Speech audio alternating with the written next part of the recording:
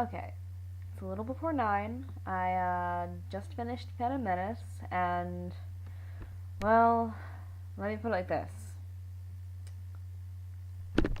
Phantom Menace is probably my favorite of the prequel trilogy, mainly because, well, when we was released, we didn't know exactly what they were going to go, what directions they were going to take in explaining everything. So, it was like it was sort of like setting a bar, and I mean, it wasn't a high bar, but at least it was something that maybe meant that the rest of the prequel trilogy could live up to our expectations, could make it maybe have be as good as the original trilogy.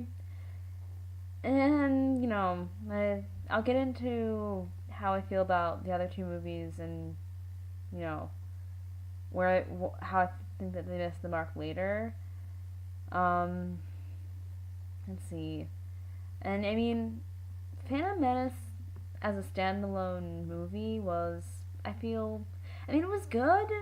It, you saw that there was a genuine problem that they had to fix. That they're both short term. What with when they're escaping, or when they need to get replacement parts or whatever, and then also long term with the Trade Federation. So it had enough that it could carry the plot forward for most of the movie. There were so I mean, plot wise, it was all right. It had a strong enough plot that you could watch it and not complain about the lulling for a long period of time. That being said, I mean, character wise, I it was interesting when they bring in young Obi-Wan and partner him with a mentor, Qui-Gon. And I thought that was interesting. You kind of get to, at least in the first movie, in Phantom Menace, you get to see Obi-Wan, not in the old wise position that you meet him in the original trilogy and in New Hope. You get to see him, he's learning, makes mistakes, he recognizes when he makes mistakes, which, it's good to see when him starting to step up and being younger and being on the path where he is in A New Hope, and then when he comes back as a ghost in Empire Strikes Back and Return of the Jedi, which I like seeing that. And I like the chemistry between Liam Neeson and Ewan McGregor and as teacher and student. I thought it was they had good chemistry. They were able to play off each other, and I mean, so I thought that was a good matchup for the film. And if I'm gonna be talking about how characters, yeah, they have the Padme character, Natalie Portman. It's good in this film, and of course we all know that she's gonna become the romantic interest of Anakin, and the rest, if based on this film. And but that kind of brings me. I'm kind of ambivalent on Padme in the first film, just because she serves a function within the plot. She fulfills that function. There isn't too much on the side, there isn't a lot too much, fluff. Uh, it's a lot of good character building for her, which I like character building. You get to see her in the role where she's a queen, and also when she doesn't not in that queen position as a handmaiden when she's supposed to be disguised. So you get to see when you find out, oh, she's actually the queen. You get to see the sort of the contrast between when she actually has people listening to her versus when she's just treated as anyone else on the ship. But that brings me to Anakin. I mean, I know.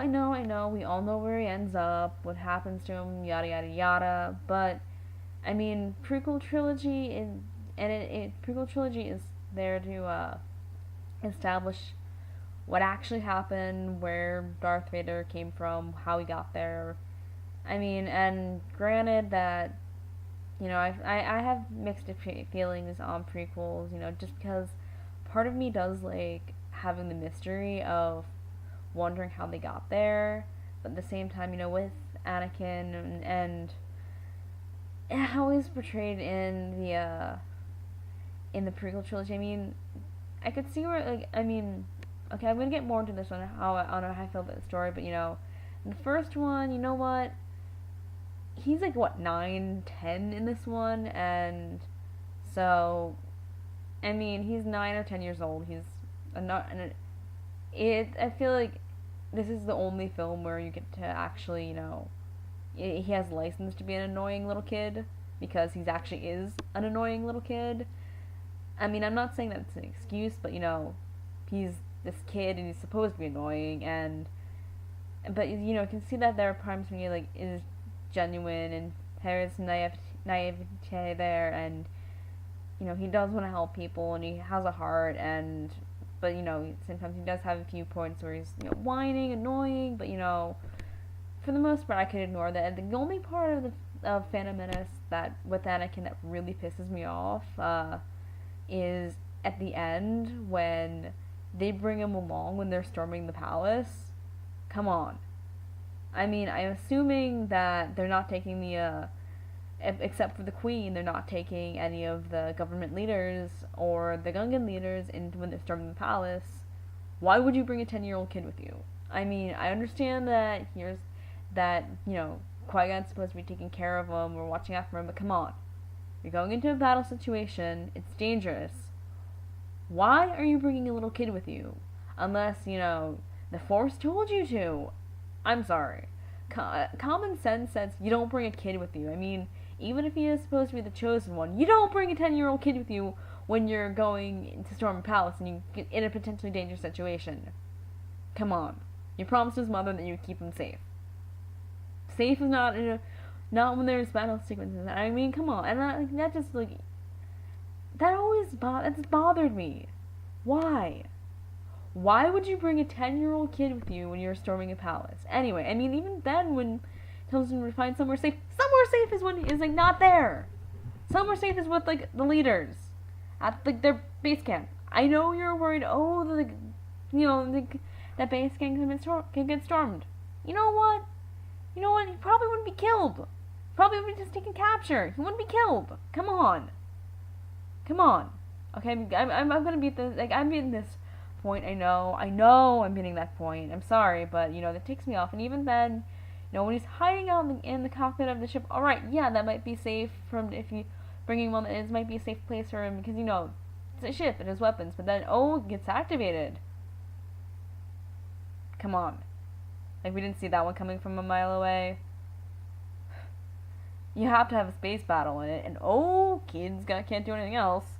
Let's have him save the day and blow up a ship. Oh, come on. And even then, it's like, oh, come on, he's a 10-year-old kid. What 10-year-old kid knows how to, fly a plane, fly a fighter jet? I'm sorry. I don't care how special he is, how good he is. He's still 10. If that. I think he's actually 9, but still. He's not... how does he know how to do that?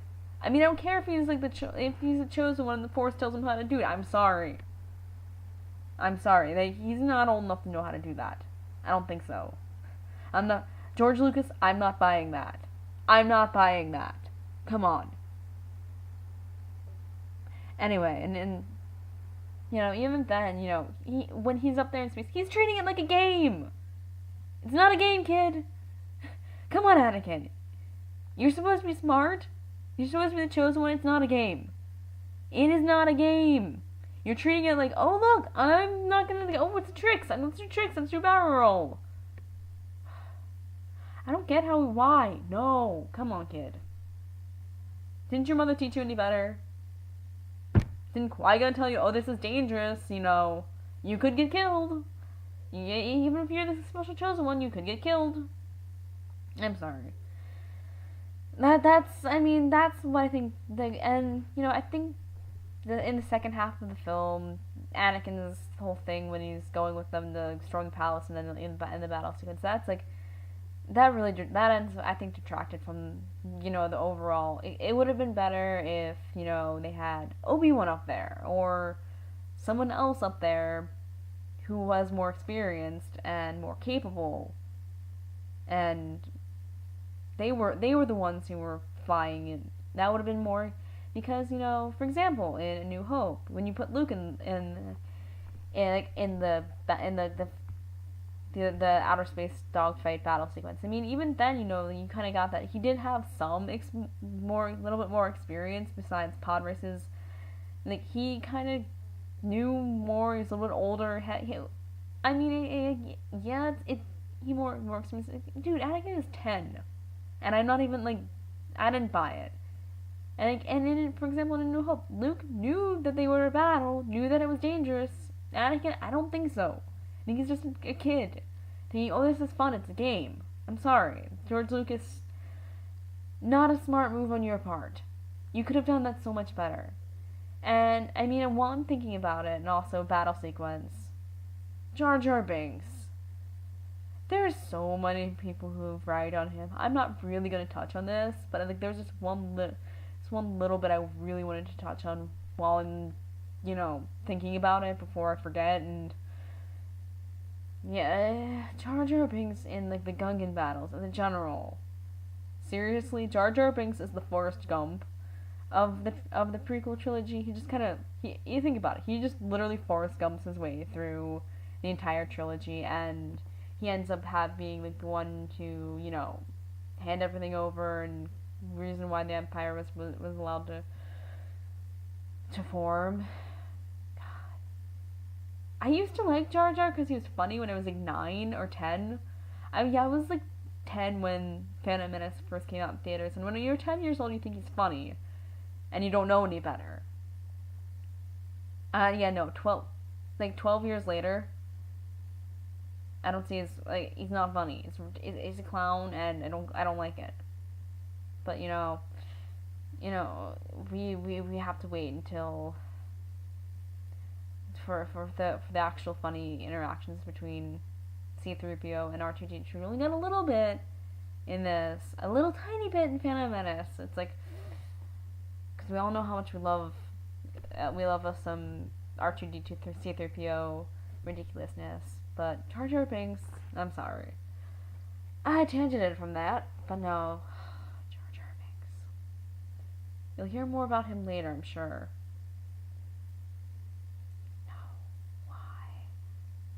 Why, George Lucas, why? Why do you give us Jar Jar Binks? Why? Jar Jar Binks and Anakin's role in the end of the movie were the major detracting points of it, I mean, and I could forgive those if the second and third films in the trilogy were awesome, were exceeded expectations, but Phantom Menace, it was the first Star Wars movie out in a long time, and it was highly anticipated, and so everyone was like, alright, this could be good, I mean, Phantom Menace, alright, it's a good start, okay, it's a start, so, as with all things, I like things that are divided in 3, and so we're about to move on to step 2 of the prequel trilogy. So, without further ado, I'm heading on to Star Wars Episode 2, Attack of the Clones. I'll be back in about 2.5 hours. It's about 9:15 right now. I've been rambling on for a while. I'll let you go, and I'll be back in a little while to